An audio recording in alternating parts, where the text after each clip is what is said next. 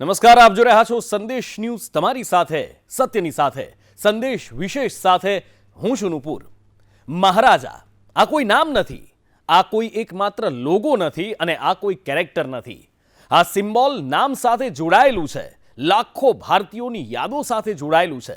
જો કે જ્યારથી સરકારના નિયંત્રણમાં મહારાજા આવ્યા ત્યારથી તેનું અસ્તિત્વ છીનવાઈ ગયું। મહારાજાનો જાણે કે અંત થઈ ગયો, એમની સલ્તનત જાણે કે વિખેરાઈ ગઈ હોય એવું લાગ્યું। પરંતુ હવે એ સમય દૂર નથી કે કદાચ લોકોને ફરી નવા અવતારમાં મહારાજા જોવા મળે, કેમ કે અંગ્રેજોના શાસનકાળ બાદ આઝાદ ભારતના હવાઈ સફરના ઇતિહાસમાં મહારાજા પુનર્જીવિત થઈ શકે છે।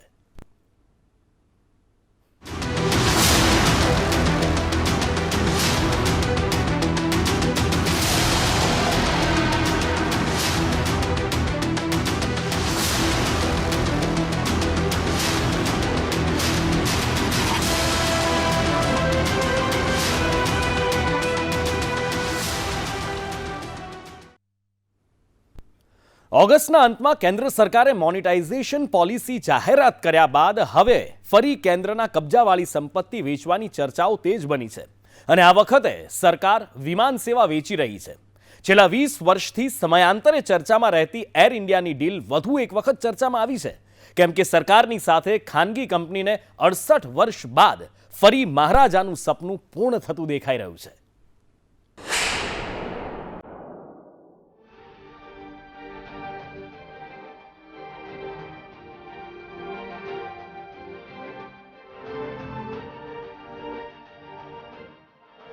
એર ઇન્ડિયાના ભવિષ્ય પર સસ્પેન્સ યથાવત।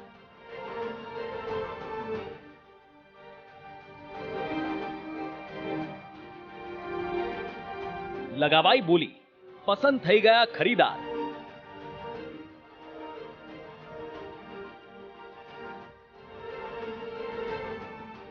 જાહેરાત માટે જોવાઈ રહ્યું છે શુભ મુહૂર્ત।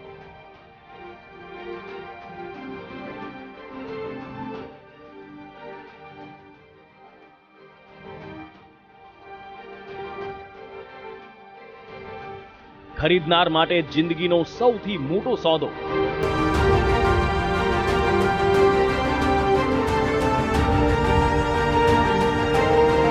સરકાર માટે ખોટનો ધંધો મહારાજા। 68 વર્ષ બાદ ફરી એર ઇન્ડિયાની ઘર વાપસીની ચર્ચાએ દેશની આર્થિક રાજનીતિમાં વંટોળ સર્જ્યો છે। ખાનગી એનાલિટિકલ કંપનીના રિપોર્ટ્સમાં દાવો કરવામાં આવ્યો છે કે સરકારે ટાટા સન્સના એર ઇન્ડિયા ખરીદવાના પ્રસ્તાવને સ્વીકારી લીધો છે। સરકારે એર ઇન્ડિયામાં 100% હિસ્સો વેચવા માટે ટેન્ડર આપ્યું હતું। ઉપરાંત એર ઇન્ડિયાની બીજી કંપની ઇન્ડિયા સેન્ટ્સમાં સરકાર તેની સાથે 50% હિસ્સો વેચશે। જો કે થોડા જ કલાકો બાદ એર ઇન્ડિયા ગ્રુપ અને ટાટા ગ્રુપની ડીલને સરકારે ફગાવી દીધી હતી। સરકારે એર ઇન્ડિયાને ટાટા સન્સે ખરીદી હોવાનો રિપોર્ટ ખોટું હોવાનું જાહેર કર્યું। Department of investment and public asset મેનેજમેન્ટના ઓફિશિયલ ટ્વીટ એકાઉન્ટ પરથી જાહેરાત કરવામાં આવી કે જે પણ સમાચાર એર ઇન્ડિયા અંગેના છે તે ખોટા છે। જ્યારે પણ આ અંગે કોઈ નિર્ણય લેવામાં આવશે તેની માહિતી આપવામાં આવશે।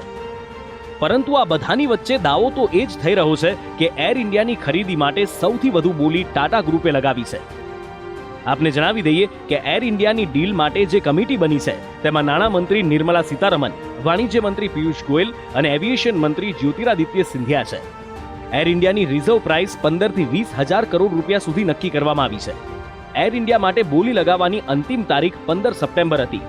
એ પછી જ એવું અનુમાન લગાવાઈ રહ્યું હતું કે ટાટા ગ્રુપ એર ઇન્ડિયાને ખરીદી શકે છે અને ટાટા ગ્રુપે સ્પાઇસ જેટના ચેરમેન અજય સિંહ કરતા વધુ બોલી લગાવી હતી, જેને જોતા અંદાજે 68 વર્ષ પછી એર ઇન્ડિયાની માલિકી ફરી ટાટા ગ્રુપની થઈ શકે છે। કેન્દ્ર સરકારે એર ઇન્ડિયાને વેચવા માટે આ કોઈ પ્રથમ વખત પ્રયત્ન નથી કર્યો।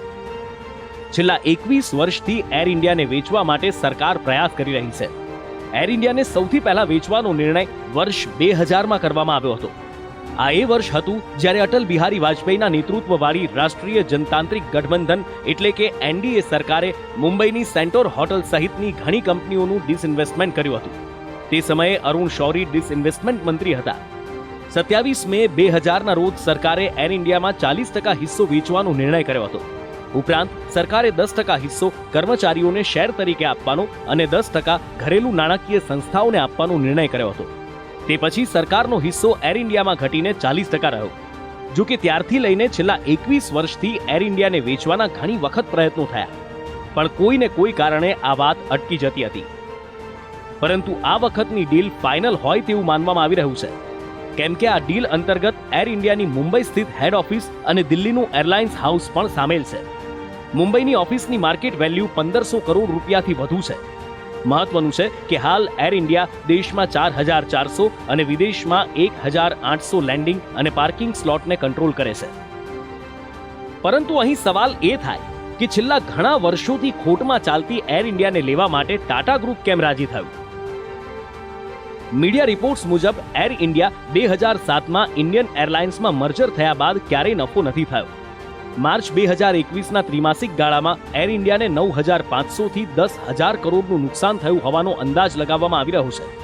એટલું જ નહીં, 31 માર્ચ 2019 સુધીમાં એર ઇન્ડિયા પર 60,074 કરોડ રૂપિયાનું દેવું હતું. જાન્યુઆરી 2020માં જાહેર કરાયેલ EOI અંતર્ગત જે પણ એર ઇન્ડિયા ખરીદશે તેને અંદાજે 23,286.5 કરોડનું દેવું ચૂકવવું પડશે.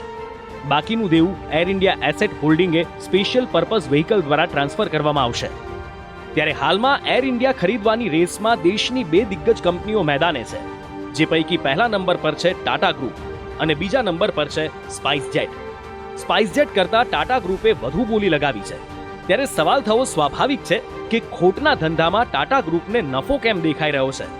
તો તેનું એકમાત્ર કારણ છે કે ટાટા ગ્રુપ એર ઇન્ડિયાની ઘર વાપસી કરવા માંગે છે, કેમ કે ભારતના હવાઈ ઇતિહાસમાં પ્રથમ જહાજ લાવનાર જ ટાટા છે. ટાટા ગ્રુપે વર્ષ 1932માં એર ઇન્ડિયાની શરૂઆત કરી હતી. ટાટા ગ્રુપના GRD ટાટા તેના ફાઉન્ડર હતા. તેઓ પોતે પાયલટ હતા. અત્યારની એર ઇન્ડિયા 1932માં ટાટા એર સર્વિસીસના નામે ઓળખાતી હતી. 1938 સુધીમાં કંપનીએ તેની ઘરેલું ઉડાનો શરૂ કરી દીધી હતી. બીજા વિશ્વયુદ્ધ પછી તેને સરકારી કંપની બનાવવામાં આવી.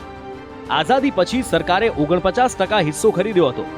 વર્ષ 1953માં ભારત સરકારે એર કોર્પોરેશન્સ એક્ટ પસાર કર્યો અને ટાટા સન્સ પાસેથી કેરિયરમાં બહુમતી હિસ્સો ખરીદ્યો.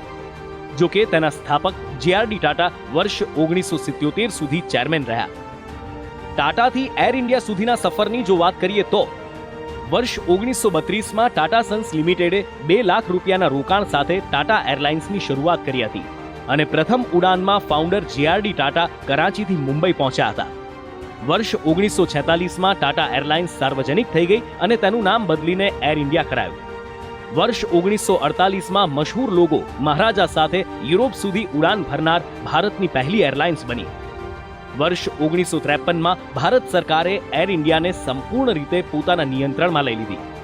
ત્યારબાદ વર્ષ 1995માં ટાટા સન્સ લિમિટેડે સિંગાપોર એરલાઇન્સ સાથે ઘરેલું એરલાઇન્સની શરૂઆત માટે પ્રસ્તાવ રજૂ કર્યો, પરંતુ સરકારે મંજૂરી ન આપી.